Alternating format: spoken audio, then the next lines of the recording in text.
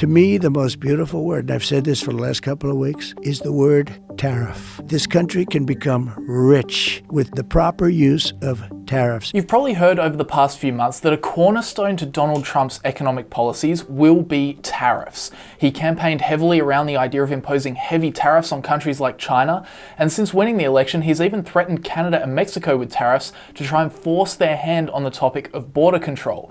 But probably the most surprising scheme he's discussed over the last few months is the idea that, if done carefully, the revenue raised from tariffs could potentially be enough to replace Americans' income taxes. Did you just float out the idea of getting rid of income taxes and replacing it with tariffs? Well, okay. Were you serious about that? Yeah, sure, but why not? But while this sounds appealing at face value, many have criticized this plan, saying it's unrealistic and that at the end of the day, tariffs will hurt the American consumer.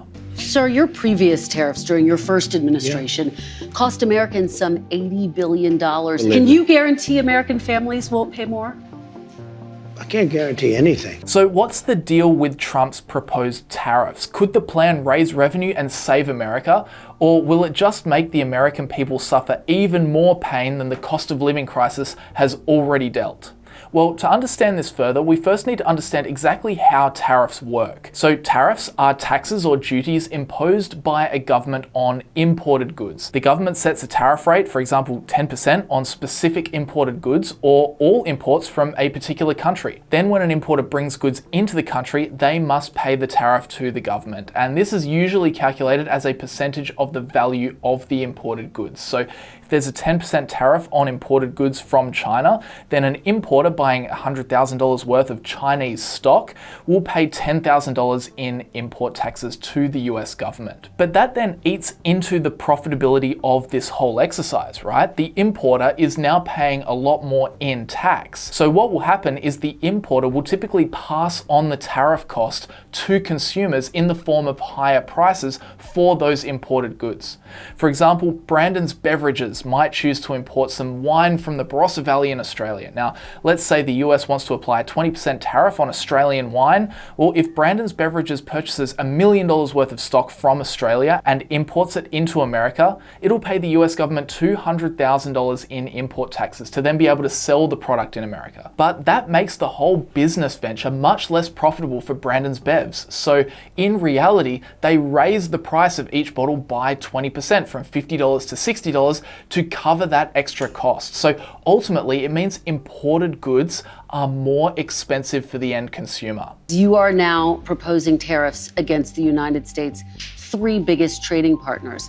Economists of all stripes say that ultimately consumers pay the price. And now you have major companies from Walmart, Black & Decker, AutoZone saying that any tariffs are going to force them to drive up prices for their consumers. But if tariffs make imported goods more expensive for American consumers, why would a government implement them? Well, there's really two answers, both of which perfectly fit into the Trump narrative. Number one, they raise revenue for the government. It's a tax, and that's how the government makes their money, by imposing taxes. So the more they can enforce tariffs on goods or countries, the more revenue they can raise that they can then spend on healthcare or infrastructure or social security, etc. This is why Donald Trump is talking about tariffs as a way to reduce or eliminate income taxes. Raise more money in import taxes, so you have to raise less money in income taxes.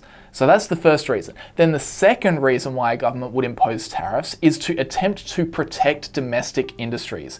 If we go back to our example before, and no, this obviously isn't the case, it's just an example, but imagine US winemakers could only get their operations profitable by selling their bottles of wine at $55 per bottle, when before the tariffs were imposed, Brandon's Bevs could sell the Australian wine at $50 a bottle and make a profit. Well, by imposing that 20% tariff on Australian wine and forcing Brandon's Bevs to sell the Australian wine at $60 per bottle, the government has now forced the imported goods to be more expensive than the locally made wine. And you'd expect this to increase the sales for the local wine producer, thus thus supporting the American business. This fits the other part of Trump's rhetoric, that he wants to put America first. He wants to use the tools at his disposal to bias American businesses. So that is the groundwork on how tariffs work. But the next thing I wanted to talk about is what Trump is planning on doing, both on the tariff side and also this crazy idea that tariffs could eventually replace income taxes. But before I do, I want to give a big shout out to an app that has been helping me quite a bit with understanding the context I need for this video, and that is Blinkist. Blinkist is a fantastic app for the time poor because what it does is it summarizes thousands upon thousands of non-fiction books and podcasts into quick 15-20 minute blinks. So I can literally understand the major points of, say, a book about economics in the 20 minutes or so that it'll take me to do my daily chores. For example, I recently listened to the blink of Robert Schiller's Narrative Economics, which is all about how the statistical world of economics is influenced by narratives and people with biases and emotions. It was a really interesting listen, and it gave me great insight into how populist leaders like Donald Trump get elected and how assets like Bitcoin can rise so quickly. Honestly, I really like the app. It makes learning quick and enjoyable, so much so that now Blinkist boasts over 31 million users. So I'd encourage you, try it out today. You can start your 7-day free trial by clicking my link in the description box or scanning the QR code on screen. And if you like what you see, you can also get 40% off Blinkist annual premium with that link. So thanks always to Blinkist for sponsoring these videos. And now back to Trump's big tariff plan. And the next question to answer is, well, what is he actually proposing? Well, I do want to say, firstly, this is Donald Trump we're talking about, so it's very much a concepts of a plan type situation. And he has said a lot of stuff to a lot of people. Who knows what's actually going to happen, but some of the things he has reiterated are a possible 10 to 20% tariff on all imported goods to America, so just a blanket tariff on everything that comes into the country. And then more specifically, he has also floated the idea of between a 60 to 100% tariff on Chinese goods to address trade imbalances and alleged unfair trade practices. He's threatened Canada and Mexico with 25% tariffs starting on Inauguration Day if they don't address his concerns about how they're handling immigration into the US at their borders. And then you might have also seen my recent video around the BRICS nations banding together to try and circumvent the US dollar and thus circumvent US sanctions. Well, in the last few weeks, Trump has also threatened to slap a 100% tariff on the group of now 9 BRICS nations if they try to replace the US dollar with another currency through their BRICS Pay, BRICS Bridge system. So he is very much looking to use tariffs as a negotiating tool because at the end of the day, if these imports are much more expensive, they'll probably sell less, and that ultimately means less orders from the massive US market for foreign-made goods, hurting international manufacturers and thus exports from these other countries. So that's the plan so far, but beyond making this a geopolitical weapon, Trump is also obviously interested in his tariffs becoming a big moneymaker, and he said that he'd even attempt to use the revenue raised from tariffs to eliminate income taxes for Americans. That sounds pretty good, right? But for the next part of the video, I want to discuss how realistic this plan is. Really. And to talk about that, we need to look at a few numbers. So fiscal year to date, since October 2024, the US has brought in $629 billion of revenue. They've also spent $1.25 trillion in that same time, which is a bit of a worrying stat, but that's a topic for a different video. Now, out of that revenue they produce, just about half of it has come from individual income taxes. 40% has then come from Social Security and Medicare taxes, and 3.5% has come from corporate taxes. But the bit we're interested in is this: customs duties. They're the tariffs, and they've made up just 2.23% of the government's income fiscal year to date. But to get this bubble to be the size of this bubble, you'd need to increase tariff revenues 22-fold. Now that's a tall order, but interestingly, it's not actually the gap in revenue levels that makes this idea basically impossible.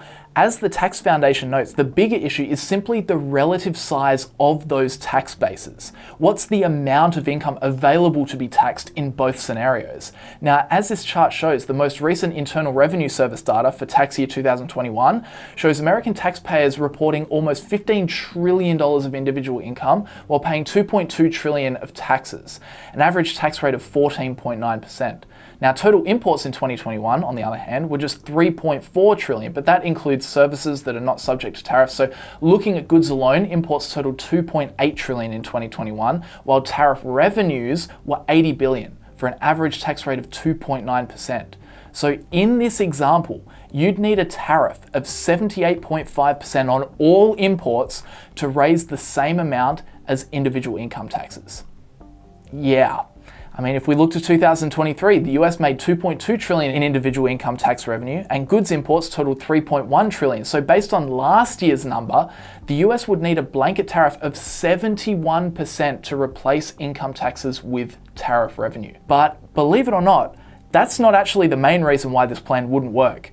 The main problem is that if you imposed massive 70% tariffs on all imports, what do you think is going to happen to America's imports? They're going to go way down, which reduces the overall tax base even further, meaning you might tax more per dollar of imports, but the amount of dollars you can tax is going to drop way down and will raise less money. In fact, studies have shown that import demand is highly elastic, meaning people and businesses are very responsive to price changes. In fact, they're so sensitive that for every 1% increase in the price of imports due to tariffs, the quantity of some imports can even decrease by more than 1%. So in reality, what this means is that while Trump might tout tariffs as a brand new way to make big money, in reality, imposing higher tariffs will likely drop imports, lowering the tax base and not having much of an impact at all on government revenue generation. And this isn't even factoring in the idea of non-compliance, where in the face of increased tariffs, individuals and businesses will try to actively evade the tariffs through tactics like misclassification of goods, underreporting values, rerouting imports through untaxed pathways, or at the extreme end, smuggling. And this also leads us to the other problem with Trump's tariff plan, and that's that tariffs aren't actually very fun for Americans.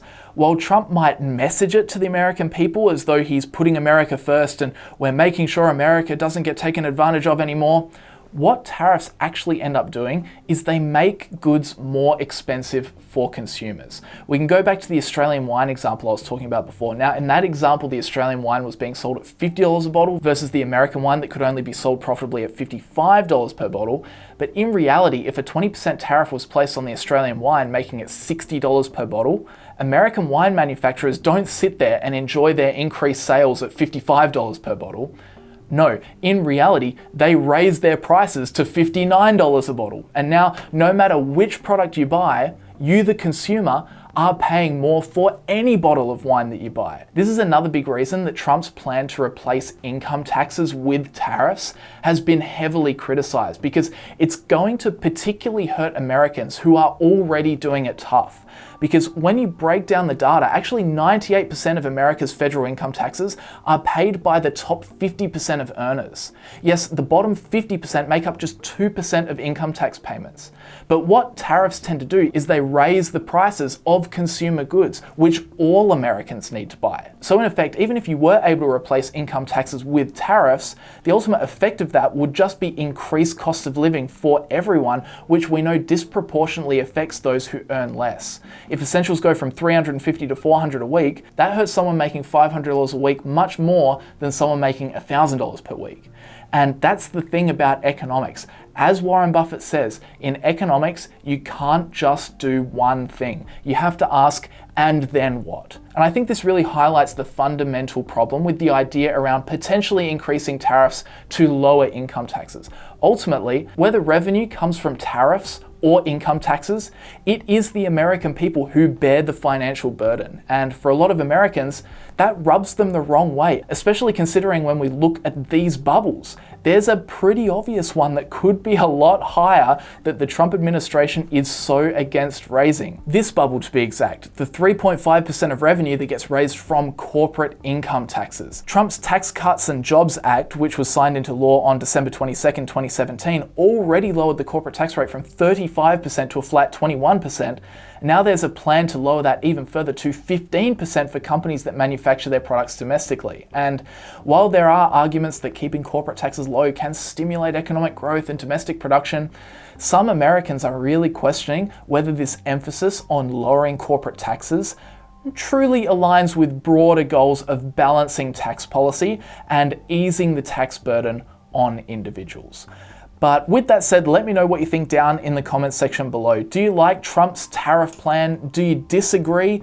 Please let me know your perspective. And if you enjoyed the video, please leave a like and subscribe to the channel with notifications turned on as well, so you can stay up to date with all my latest uploads. Also, be sure to check out Blinkist if you haven't done so already. Again, you can get a 7-day free trial or 40% off Blinkist annual premium by clicking the link in the description. But with that said, thank you guys very much for watching, and I'll see you all in the next video.